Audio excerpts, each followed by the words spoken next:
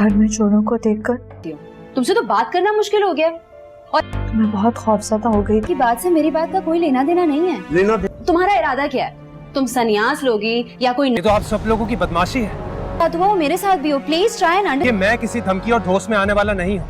Drama serial भरम के आने वाले एपिसोड में आप देखेंगे कि रमशा तो अब पीछे ही पड़ जाएगी सालार के। सालार जब उसे कहेगा मैं तुम्हें पसंद नहीं करता, तुमने इस शादी के लिए हाँ क्यों की, जिस पर वो उसे कहेगी क्योंकि मैं तुम्हें पसंद करती हूँ सालार, और मैं तुम्हारे बगैर नहीं रह सकती। तो सालार उसे कहेगा कि कैसी बातें कर रही हो तुम, मैंने तुम्हारे लिए कभी भी ऐसा नहीं सोचा और तुम ये सब कुछ जानती हो कि मैं कैसे पसंद करता हूँ। रमशा तो इस बात पर ही गुस्से में आ जाएगी कि क्या है उसमें जो मुझ में नहीं है, वो तो तुम्हें मेरे साथ देखकर तुम्हारी बात भी सुने बगैर यहाँ से चली गई थी, तुम मुझसे शादी करोगे। सालार उसे कहेगा कि जो भी सोचा है उसने सही सोचा और अब अगर हमारी शादी हो गई तो उसका शक सही साबित होगा, पर मैं ये शादी नहीं होने दूंगा रमशा के। सालार के वहां से चले जाने के बाद रमशा को तो बहुत ही गुस्सा होगा कि वो सालार को अब हासिल करके ही रहेगी, क्योंकि रमशा को इस बात का तो डर होगा ही कि कभी ना कभी तो उसकी असलियत खुलनी ही है। इससे पहले कि उसकी असलियत खुले वो पाशा फैमिली में अपने पाँव जमा ले, इसीलिए वो जाकर पहले तैमूर पाशा के सामने रोएगी। तैमूर पाशा उसे कहेगा कि तुम क्यों रो रही हो, जिस पर कोई वो झूठी कहानी बताकर उसे इमोशनली ब्लैकमेल करेगी। और फिर तैमूर भी जब उसकी हालत देखेगा तो वो उसे वादा करके जाएगा कि तुम्हारी शादी में सालार से ही करूंगा, तुम बेफिक्र हो जाओ।